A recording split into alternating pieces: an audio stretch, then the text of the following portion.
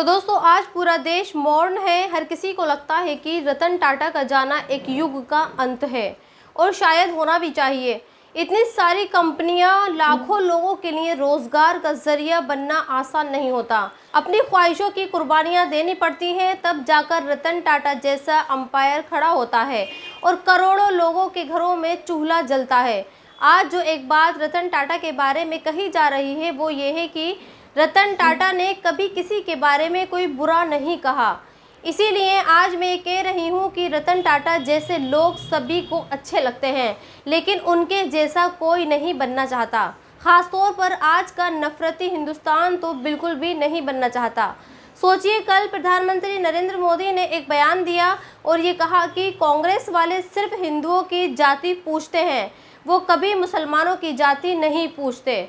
और वो ऐसा इसलिए करते हैं क्योंकि वो हिंदुओं को आपस में लड़वाना चाहते हैं। लेकिन अगर मोदी की जगह रतन टाटा होते तो शायद ऐसा ना बोलते। वो अपनी कंपनियों का एग्जाम्पल देखकर ये कहते कि आप मेरी कोई सी भी कंपनी उठाकर देख लो, मैंने कभी किसी शख्स को उसकी जाति और उसका धर्म देखकर नौकरी पर नहीं रखा।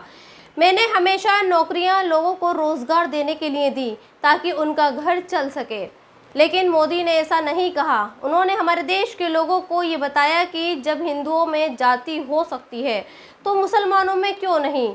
वो दरअसल हिंदुओं को एक करने की कोशिश नहीं कर रहे हैं, बल्कि मुसलमानों को ये बता रहे हैं कि तुम धोबी हो, तुम जुलाए हो, तुम कसाई हो, तुम फ़कीर हो, तुम भिश्ती भी हो और तुम नाई हो।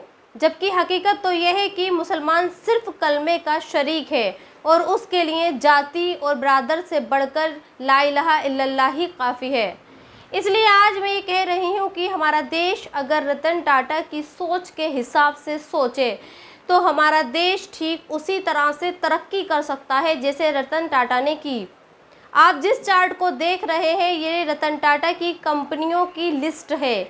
कोई भी ऐसा सेक्टर नहीं है जहां रतन टाटा ने अपनी कंपनियां ना खोली हो और लोगों के भरोसे को ना जीता हो। रतन टाटा आपके किचन में आपके भरोसे वाला साथी रहा, रतन टाटा आपके सफ़र का साथी रहा और रतन टाटा आपके बीमार होने पर आपके इलाज का जरिया भी बना। और तो और आज जिस बिग बास्केट के ज़रिए घर बैठे कुछ भी सामान मंगा लेते हैं वो भी रतन टाटा की ही बदौलत है। लेकिन हमारा समाज ऐसा नहीं है। हमारे समाज को आज धर्म की परवाह है।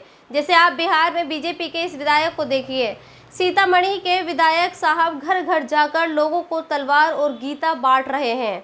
मैं धार्मिक किताब गीता पर टिप्पणी नहीं कर सकती, लेकिन सोचिए अगर रतन टाटा की सोच बीजेपी के इस विधायक मिथिलेश कुमार जैसी होती तो क्या देश को 53 कंपनियां दे पाते?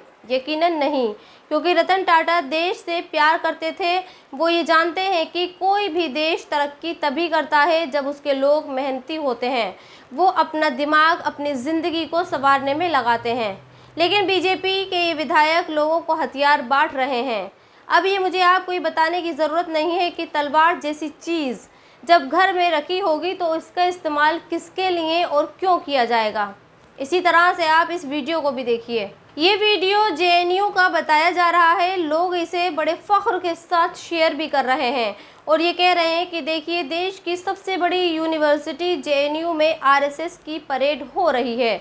लेकिन रतन टाटा की सोच ये नहीं थी, बल्कि रतन टाटा का ये मानना था कि शिक्षा यानी एजुकेशन समाज के विकास की कुंजी है और इसीलिए उन्होंने देश भर में स्कूल और कॉलेज भी खोले, साथ ही कई सारे स्कॉलरशिप प्रोग्राम भी चलाए। और आप शायद यकीन न कर पाएँ, लेकिन रतन टाटा ने एजुकेशन के लिए एक ट्रस्ट बनाया और इस ट्रस्ट ने देश के स्टूडेंट्स को स्कॉलरशिप देने के लिए $28 मिलियन दिए। कॉर्नेल यूनिवर्सिटी में आज भी पोस्ट ग्रेजुएट करने वाले 20 स्टूडेंट्स टाटा के इस ट्रस्ट से हर साल स्कॉलरशिप पाते हैं। लेकिन हमारे देश के लोगों की सोच ऐसी नहीं है और इस बात का अंदाज़ा आप इस खबर से भी लगा सकते हैं। अगले साल कुंभ मेला लगेगा, लेकिन इस कुंभ मेले के कर्ता धर्ताओं ने अभी से ये कह दिया है कि इस मेले में कोई भी मुस्लिम खाने के स्टॉल नहीं लगाएगा। अखिल भारतीय अखाड़ा परिषद ने एक रेजोल्यूशन बनाया है और वो ये रेजोल्यूशन उत्तर प्रदेश के मुख्यमंत्री योगी आदित्यनाथ को सौंपने वाले हैं, जिसमें उन्होंने ये कहा है कि कुंभ मेले में खाने पीने के जो भी स्टॉल या फिर दुकानें लगेंगी वो सिर्फ सनातन धर्म से जुड़े ही लोगों की लगेंगी। दूसरे धर्म, खासतौर पर मुस्लिम धर्म के लोग इस मेले में दुकानें नहीं लगा सकते। सोचिए, आज मुसलमानों का खुलेआम बायकॉट किया जा रहा है। अगर ऐसा बायकॉट रतन टाटा करते तो क्या आज उनको इतनी सारी कंपनियां होती? क्या वो आज इतने बड़े बिजनेसमैन बन पाते? यकीनन नहीं। इसीलिए मैं फिर ये कह रही हूँ कि रतन टाटा जैसा बनना, उनके जैसी सोच का होना आज के वक्त में इम्पॉसिबल बात है। और ये बात असम के मुख्यमंत्री भी साबित करते हैं। असम के मुख्यमंत्री हेमंता हमेशा मुसलमानों की आबादी गिनाते रहते हैं। जैसे कल उन्होंने देश के लोगों को ये बताया कि असम में जिन मुसलमानों की आबादी 1951 में सिर्फ 14% थी, उन मुसलमानों की आबादी आज यानी 2024 में 40% हो चुकी है। सोचिए, क्या कभी रतन टाटा ने अपनी कंपनियों में ये देखा कि जब उनकी एक कंपनी थी तब उसमें नौकरी करने वाले मुसलमानों की संख्या कितनी थी, और आज जबकि उनके पास सैकड़ों कंपनियां थीं, तो क्या आज उन्होंने ये देखा कि आज उनकी कंपनियों में कितने मुसलमान काम करते हैं? बल्कि वो हमेशा अपना एम्पायर और अपना कारोबार बढ़ाते रहे। लेकिन हेमंता ऐसा नहीं कर रहे हैं। वो देश में हिंदुओं को मुसलमानों के खिलाफ भड़का रहे हैं और ये कह रहे हैं कि एक दिन असम में हिंदू खत्म हो जाएंगे। और हमारे देश के प्रधानमंत्री ये कहते हैं कि कांग्रेस धर्म की राजनीति करती है, कांग्रेस मुसलमानों से उनकी जाति नहीं पूछती। जबकि हकीकत तो यह है कि आज धर्म के नाम पर जो सबसे ज़्यादा नफरत परोसी जा रही है, वो उन्हीं की पार्टी द्वारा परोसी जा रही है। खैर, आज ये वीडियो भी काफ़ी वायरल हो रहा है, जिसके ज़रिए ये बताने की कोशिश की जा रही है कि मुसलमान जानबूझकर खाने पीने की चीज़ों को जब हिंदुओं को बेचता है तो उसमें थूक देता है। और इसीलिए देहरादून में पुलिस ने नौशाद अली और हसन अली नाम के 2 मुसलमानों को गिरफ्तार भी किया है।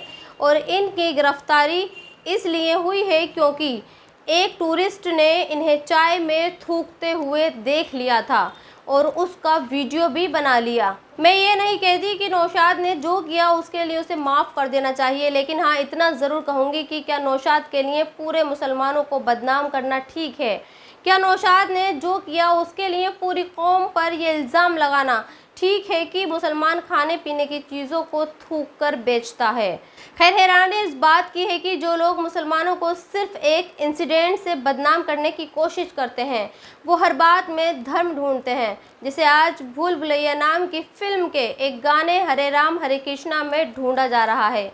और ये कहा जा रहा है कि जब किसी गाने में हरे राम हरे कृष्णा जैसे शब्दों का इस्तेमाल किया जाता है तो उस गाने में वल्गैरिटी दिखाई जाती है, जबकि जब किसी गाने में मौला मेरे मौला जैसे शब्दों का इस्तेमाल किया जाता है तो उसमें डिसेंसी दिखाई जाती है। और सबसे आखिर में आपको हरियाणा चुनावों के ब्रेकअप के बारे में बताना चाहती हूँ, जिससे आप ये जान पाएंगे कि हमारे देश की मीडिया जो इल्ज़ाम मुसलमानों पर लगाती है, असल में वो इल्ज़ाम बीजेपी पर लगना चाहिए। ये हरियाणा चुनावों का ब्रेकअप है जो हमें ये बताता है कि किस जाति और किसी धर्म के लोगों ने किस पार्टी को वोट दिया। अगर आप इस ब्रेकअप पर नज़र डालेंगे तो आप ये जानेंगे कि बीजेपी को जीतने वाले सबसे ज़्यादा ब्राह्मण, यादव और ऊंची जाति के लोग हैं। इस लिस्ट में एक बात और पता चलती है, और वो ये है कि मुसलमान आज भी सिर्फ कांग्रेस पर ही भरोसा करता है और उसका सारा का सारा वोट कांग्रेस को ही जाता है। लेकिन अफसोस इस बात का है कि कांग्रेस मुसलमानों के मुद्दों पर आंख बंद करके रखती है।